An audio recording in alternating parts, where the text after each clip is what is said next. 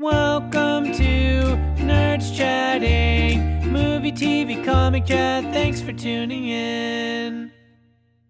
So wait, Ben, I'm going to give you the audio, and you're going to put this on video. I'm gonna put this on I'm gonna put this on an image, and like you said, we may move the image around the page. So there'll be stuff on YouTube. So right now, this is on YouTube. Well, So not in a right second, now. So but the people are watching this on YouTube. We're recording it before, and it's now on YouTube. And this is the bit that's coming in a second. This is the bit where we talked about Westworld. Yes, that's right. There's also a podcast involved in this, which if you want to listen to, you should go to nerdschatting.podbean.com. In a minute, we're about to talk about all the news, but it won't be in a minute because the people watching this will be about to listen to the bit from the Westworld. So it's all time bending. The timeline is a little bit screwed up. I'm not going to lie. But this is on YouTube. This is on YouTube. Let's talk about Westworld. We're into the YouTube bit now, aren't we? Which is also the podcast bit, but it's also this YouTube bit. Didn't we just speak about that? We've probably just spoken about that. Probably, maybe. Let's get on to super sexy psycho sex bots. I hate that you call it that. In the sci-fi west. So Ben and I we should quantify this quote unquote review with the fact that we've only seen episodes 1 and 2. Yes, we have. That's all that's been released so far. Let me start. Let's go ahead. Bloody great, isn't it? Are we going to do... Is this going to be straight up spoiler territory? Oh, yeah. We're not going to do a bit and then do spoilers. We're just going to go straight into it. Straight in, yeah. It's bloody great. It's bloody great. It is absolutely brilliant. It's my favourite thing at the minute. It really is. I'm really enjoying it. Yeah, me too. I was slightly disappointed in episode 2. And when I say slightly, I literally mean the slightest amount of disappointment that anyone could ever experience about anything. Right. Like, not massively disappointed. Yeah. Not, oh, that's ruined for me. No. Just, it wasn't as strong an episode as the opener. However, the opener was probably the best TV show opening episode maybe I've seen in the last 10 years. Yeah. It was that so good. It's so good. I mean, I haven't seen the 1973 Westworld, but I'm aware of it, culturally aware of it. It's a bit dated. It's a bit dated. It's a bit dated. So, quote, in the short term, we've both said we love it, but I've got a few things down here that I want us to talk about in terms of the review. Yeah. So I don't want to just review it like we've said before. This is more important about the conversation that we're having. It's the chat. It's the chat. It's two guys in the pub having a beer, having a chat. We're not in the pub having a beer. beer. We're not in the pub. This isn't a beer. It's a coffee. It's a coffee. Yeah. But I've got 6 things here. I'm going to ask both you and myself. Okay, you do it. Which is the best robot? That's really difficult to answer. It's Abernathy. It's Abernathy. I mean, or is it? Is it the best robot as in the best robot that does the best stuff, or is it the best actor that acts the robot? What is the question, Ben? What is the question? I put it to you. Okay. How do you know everyone that's a robot? I know, that's one of the How do you know really that some of the interesting people things. who are human, I'm doing air quotes here. Yeah. How do you know that some of those guys aren't robots? Well, that's why I love this show. I love that. We talked about it a few weeks back. We did the sci-fi episode where we just splurged about binged sci-fi. on it, didn't we? Yeah. And one of the most interesting things for me about sci-fi is when you introduce robots and artificial intelligence and the question of morality and humanity and existence and being and what does it mean if I'm programmed to think something? Do I think it, or is it a controlled thought? And then you get these characters bumping into each other that may be robots, may both be robots, maybe some humans, some robots. They have a script, but they can go off script and they try and learn. If they're interacting, are they robots anymore, or have they advanced beyond that? What is it to be human? What is it to be a robot? And are they aware that each of them is robots? And I'm putting my hands up because I just don't know. But this is what's so interesting to me, and I'm glad that they haven't revealed too much about it. We Yeah. get little bits every now and then. The Jeffrey, can't remember his surname. The guy with the glasses, the who programmer. was Felix Leiter in the recent Bond films. What's his name? Jeffrey something. Yeah, that guy. He was also. I'm going to look it up. He was also in Shaft, the remake of Shaft. His name is Jeffrey Wright. I think you're right. I think it is Jeffrey Wright. He really reveals a little bit every now and then. He's kind of like the Jeffrey Wright. He's taken over from Anthony Hopkins. Anthony Hopkins is the father of the whole thing, and he's taken over as the sort of new programmer, even though he's not new anymore. We're almost at 3rd generation programmers now. Yeah. However, in the second episode, there seemed to be a little bit of insinuation that maybe he was involved in some of the stuff that's going on. Yes. So in the first episode, he was going, these stuff that's going on here, we're way beyond the technical glitch. You know, this, he didn't say it, but what he was getting to was like, this is almost like evolution. Yeah, absolutely.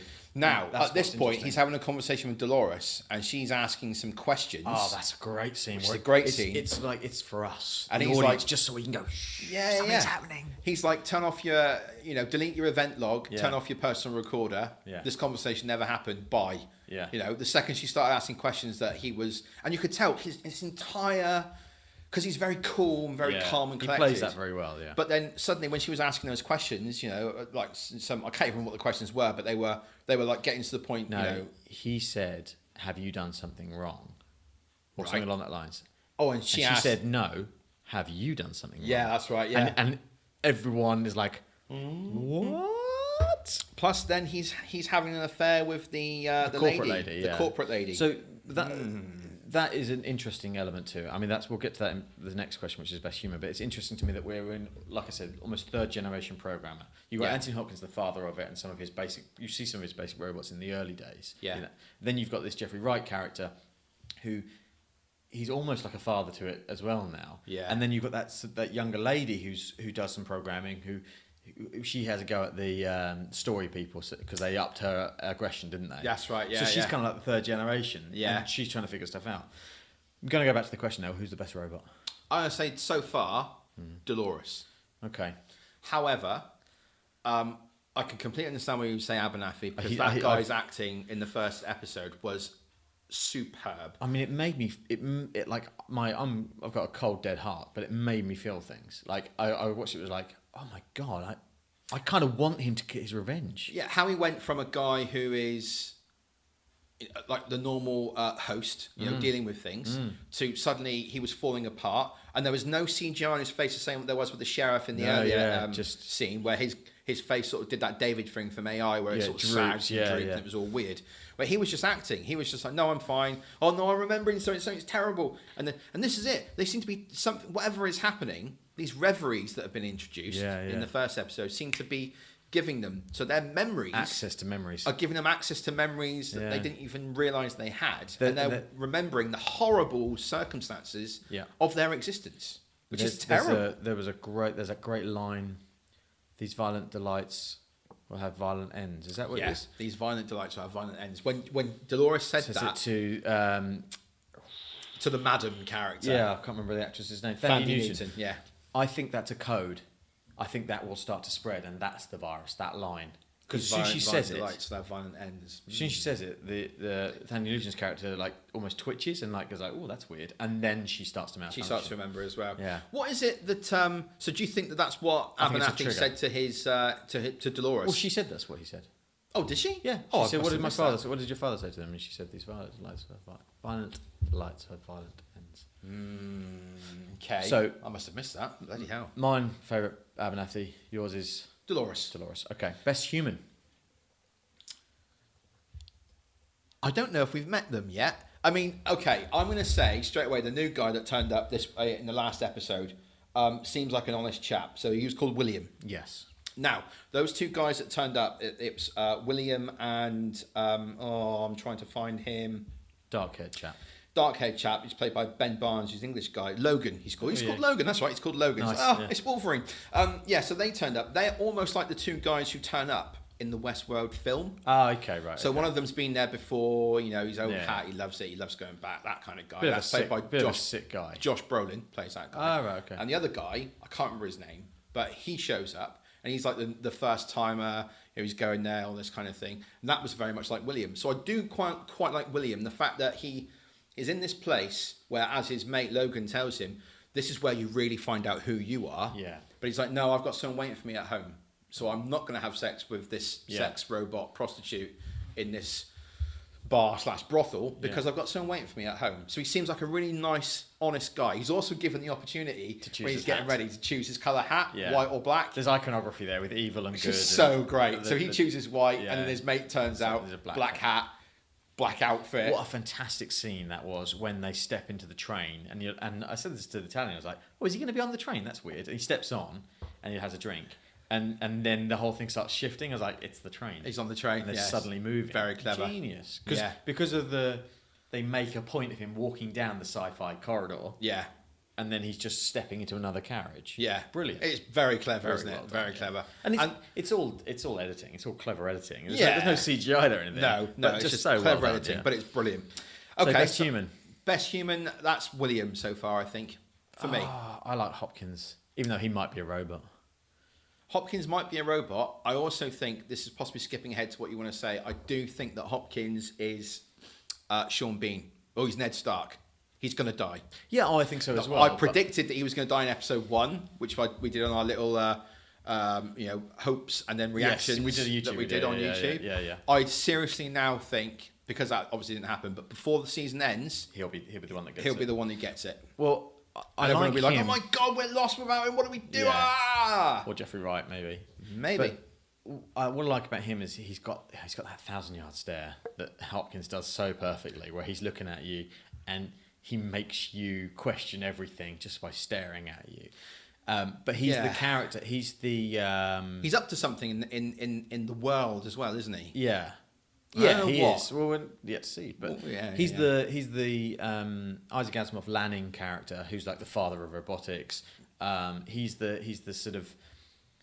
father of it all, and I like that almost disappointment in the world he's created. Yeah. Like he created it for good, for the advancement of man, but now he's got to a point where it's just like everything about this is so dull, and it's such a disappointment because it's just being used for nasty, Sadistic things. Yeah. Well, that's why he nexted the British the storyline. the British writer bastard guy storyline. He's like, nah, we don't need that. Yeah, it's nonsense. It doesn't bring you anything. All of this is already there. It's quite interesting the fact they actually go into the world and have a little walk around. Yeah. I didn't realise that they did that or would be allowed to do that. But I guess He's the boss. He he's can do the it. boss. Do whatever But he wants- do they know whatever he he's going in wants. there? Well, Jeffrey Wright was in there. But he's at up the to end of stuff as episode well. 2. So Yeah, there you go. See. All right. So we the next question was theories. I think we've thrown a few of them around already. So I do think that either Jeffrey Wright or Anthony Hopkins or both of them will die. Okay. And that would be a real shame because they'd have to give us more from the other characters, like Thor's brother. Oh yeah, this is Thor Senior, isn't it? Luke Hemsworth is in it. Yeah. So this is the elder brother of Chris Hemsworth. It's not Thor Light, which is Liam Hemsworth. It's Thor. It's supersized Thor. Thor Senior. We'll go with Thor Senior. Yeah. I'm happy with Thor Senior. Have we got any more theories? I really don't know what Hopkins has got up his sleeve. Because is that a church? It ended on a cross, didn't it? Yeah, Yeah. It was like he was walking towards a church. Is he going to introduce some kind of religion into Interesting, the yeah. Westworld theme park? I don't know. Very cool. Okay, so I'm going to skip ahead because we've done a couple of theories. Yeah, it's fine. The next one would be best scene. What do you think the best scene from the movie so far has been? TV show, sorry. Probably in episode 1 where you've got Painted Black on the piano and you've got the shootout in the middle of the town there. That was pretty bloody good. And then you got this whole big thing where actually that's another good robot. Actually, the bad cowboy guy. Oh yeah. Hector Escaton, whatever he's called, played by Rodrigo Santoro.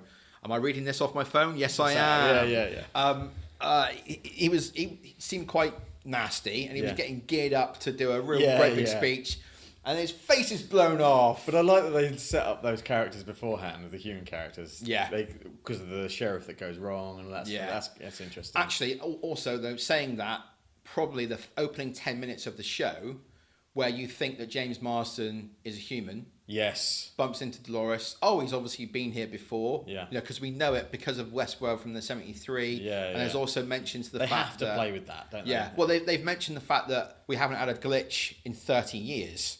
So that's like paying homage to the fact that the 73 film is in canon in this series, which is great. Yeah. So you think that, okay, he's gone back, he's been there before, he's got like a thing going with this host, this sexy sci-fi robot. Not sorry at all. And then, the man in black shows up, who's a pretty interesting character. I need to talk about his motivations in a minute, but he shows up and, turns out kill him because he's a robot and can't kill the man in black because the man in black's a human. And there you go. That's pretty good. I still think my favourite scene is the follow-on from that, where you get Abernathy breaking down because of it. Well, he breaks down because he finds the painting. The picture. Yes. But it's linked to his horror of him dying and having seen his daughter being dragged off and what have you. Yeah. I think that's my favorite. We didn't mention the Man in Black for best human, and I think he can't be the best human. He's a bastard. Yeah, but he's so interesting. I actually think he might end up being the hero of the piece. Could be. I think he's looking for, so going back to theory, sorry, but he's looking for this maze. Yeah. And it's a game. The whole thing is a game. Right. So I think he's trying to uncover something. I think there's some sort of corporate espionage or something. Something dark is happening at the heart of this. There's more to it. It's hinted at from corporate that there's more to it. And I think he's going to be the hero. I think he's going to save the robots. Maybe the robots will be the ones we root for because the humans are so despicable. Well, that's yeah. I mean, from that scene that I said is one of my favourite scenes. At the opening of the first episode, it's quite good that you think the antagonist and the protagonist of the piece are the antagonists of the robots and the protagonists of the humans, but it flips that. Yeah, which is why I might. Flip and then it reveals it to you that you've got it wrong, and you're like, yeah, exactly. So yeah, maybe you're right. Yeah, I think maybe the whole thing is a switcheroo. Yeah. Switcheroo. I love a switcheroo. Because his scenes are... Ed Harris. I mean, Ed Harris is such an underrated actor. I think he's so fantastic in everything he does. And in this, I just can't take my eyes off when he's doing a scene. It's great. He's almost... Because he's been there for a long time. He's been going back there, yeah. So he's aware of... Is he one of the characters from the film? God, is the film in canon? Interesting. So my last question, the second last question is worst bits. What's been the worst bit so far in there? I don't know. Maybe some of episode 2 where it just felt like it needed to skip along a little bit, like it was dragging it a bit. But I couldn't exactly put my finger on any one point to tell you. I do think that the bastard English writer guy is very annoying. Yeah, and he's meant to be annoying, but he's too annoying, isn't he? Yeah. He swears so much, and he's so despicable. It's like, well, why? I don't like watching this guy. Simon Quarterman, he's called. Yeah, I would also say that... That's the actor's name. Yeah, I know it's HBO, and I know they have to do this because of whatever, but it's overly sexualised. There's far too much sex in it. Yeah, that's another point, actually. When I don't need to see it all. I know it's a brothel. I know they're prostitutes. You don't need to show me everything. Yeah, actually, I was talking to someone in the office, actually, yesterday, and that was one of the criticisms he had the over-sexualised content, basically. So, Thandie Newton running around completely nude. All the robots always nude when they're not in the world. Yeah. It's a bit... Why have you got to do that? I would feel like they'd put them in pyjamas or something. Yeah. And then, that scene where he's having sex with one prostitute, another prostitute comes in, and there's a guy there as well. Yeah, it's too much. This is that Logan character. Yeah. It then cuts to a scene of William in the room with that other very sort of... The tall, dark-haired one, yeah. kind of sweet-looking prostitute, but I don't know. And it was like, you could have done that entire thing with that guy, and from William's perspective, with like noises coming from the next room and the bed hammering against the wall. Yeah, there are ways of doing it, and I just need to show all the sexy sex robots. I feel like they do it because they can, because it's subscription service. Because it's HBO. Yeah, and I really don't think it needs it. Yeah, I don't think it sells it. I mean, if it's too intelligent as a show to bring people in for that. Yeah. Interesting. And so I would say that you don't need to do that. I just don't like those bits. Yeah. What about the robot shut-off command? I can't remember what it is, but that female programmer lady who is called in the show Elsie Hughes. So she's like the underling to Jeffrey Wright's character. Yeah. She's going in the show after that big shootout in the town. That's right. Yeah. And then she shuts down Dolores. She shuts down Dolores, who's breaking down about James Marsden's character being killed. So she says something like, "You can stop now," or "You can pause now," or she says, "Maybe you should go home and get some rest, and may your dreams take you to a slumber," or something weird like that. And then Dolores literally is just like, shut down, falls asleep. That's pretty cool. They've got like a shut-off command in the them. acting is so good. It is bloody good. Again, though, it's HBO. So they get great great actors. They don't put things on. They aren't confident it's going to do well. Jonah Nolan, Christopher Nolan's younger brother, directed the first episode. He's been heavily... I think he's like the executive... almost like the showrunner or something. Yeah, he's involved heavily, He's great. I'm really impressed with the work that he's done. Okay, one more thing before we get to some audience thoughts on this. Yeah. What would you do in Westworld? Oh, I'd be terrible. I would be very bad. I would be not quite as bad as the Logan guy. I don't think I'd knife someone in the hand in the middle of a restaurant, but I don't think I'd be a very nice chap. And maybe that's telling me an awful lot about myself. Maybe. I think I would go on all the side missions. I would be like, yeah, you talked about this. yeah, I would like, what's this treasure? Cool, let's go out, because I love westerns, so I'd want to like get on a horse and go. Yeah, but they said that the further you get from town, the weirder the situation gets, the more intense it gets. Yeah, yeah. Oh, I also liked in the second episode when the female host that welcomes him when he gets off the train. Yes. Not the train to the park, but the train into like the staging area. Yes, sure. She's like asking him questions about what scares him and those kind of things, so they can prepare things for him that won't freak him out too much. Yeah, I just the right think level. That's good. Yeah. But when those safety guards get disengaged and suddenly they're throwing all sorts of shit at him, Yeah. that's when it's going to get real, my friend. yeah. Very good. Yeah, and I think I would be intrigued by stories. So you would go off with the drunk guy with the eye patch to go and find the treasure. Yeah. I'd want to go to the village where the man in black was with the guy's family. I would want to go there and see what's going on. That was a tough scene. Yeah, it was. And then that little girl changed from a frightened little girl into a. See, there's something else going on. There is. It's very weird. Right, we've said a lot about this, about how much we love it. We have. Now let's talk about some audience interactions. So we went on the Twitters and we asked people, what do they think about it? What were their thoughts? Am I going through the whole thing? Just pick out a few, I think, good ones, I reckon. Jack and the Geeks Talk. Haven't seen it yet. Oh. What the hell's going on, Jack and the Geeks Talk? Seriously, You've got to get on that, yeah, man. get it. What's going on? You will love it, I think. So I told them to rectify this error, Yeah, ASAP. Marcus, the Marco guy, the bit with the bandits shooting up the town with painted black, playing in the background was really unexpected and awesome. Yeah. I like the fact they've done popular music or well-known culture music. Well-known music, and given it a Western spin. Western piano spin. Yeah. Great, very good. And then most of the feedback after that, apart from the comic guy who just said the sculpt with a plan. Nice. That's the maze, isn't it? Yeah. Has been from our friend Tim, Bohemian Schnapsody. Tim really loved this, didn't he? Tim, I think this is Tim's favourite TV show possibly ever. He watched it 3 times, I think, the first episode. I'd probably say he's probably got a bit more than that. Yeah, now. probably, yeah. So anyway, I could read out every single thing that he said. No, we just could be pick a here a couple. while. I'll pick a couple. Just watching episode 1 again. Okay, so he loved the Kurt Vonnegut player piano hint in the opening act. I don't really know what that means. It's the auto piano type Yeah, thing, yeah. but hey, well done. Getting Trevor from GTA 5 to be a bandit is a great nod to the idea that Westworld is a massive sandpit, open world sandpit game. Yeah. That's pretty good, actually. that's very clever. And like you say, you want to do all the side missions. That's what I want to do.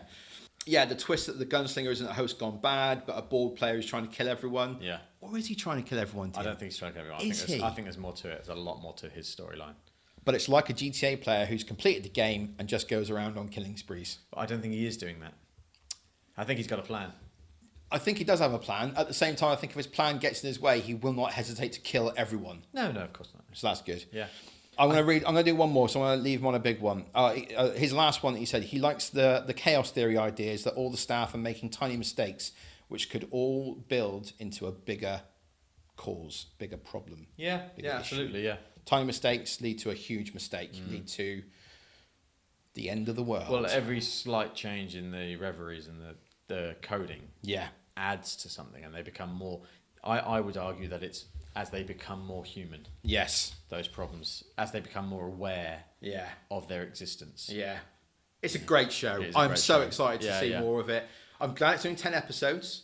At the same time, I'm going to miss it when it's not on because I really am looking forward to it each week. That's now, in my video, I said that I wanted it to be the same sort of must-watch TV as Game of Thrones. My hope is that it becomes a show that's as addictive and as must-watch as Game of Thrones. It's already that. I think it's probably the novelty. Careful now. No, it's probably the novelty, but my heart is normally in sci-fi more than fantasy, even though I love them both. Yeah. And I think this probably ticks more boxes for me. Interesting. Okay. Yeah. Okay. Yeah. That's Good. it. Let's wrap it up. So, Let's wrap it up. Where can people find us if they want to follow us or talk to us some more? Twitter, Facebook, Instagram, YouTube. Type in Nerds Chatting. You will find us. So thanks very much for watching this video, guys. If you want to hear more of what we talked about on the podcast, head over to nerdschatting.podbean.com and you can Everyone should do that. Everyone should do that. Head there and download the full podcast. And, Or on iTunes. Or on iTunes, yeah. And just basically hit subscribe on the screen now. Yeah, that to button there. subscribe to the YouTube channel. Yeah. And put some comments in below and thumbs us up or thumbs us down or Share this whatever. video as Share, well. Yeah, and like all of our videos. Watch all of them. Yeah. Yeah. Yeah. Thanks, Good. guys. Thanks. Bye. Bye. Bye.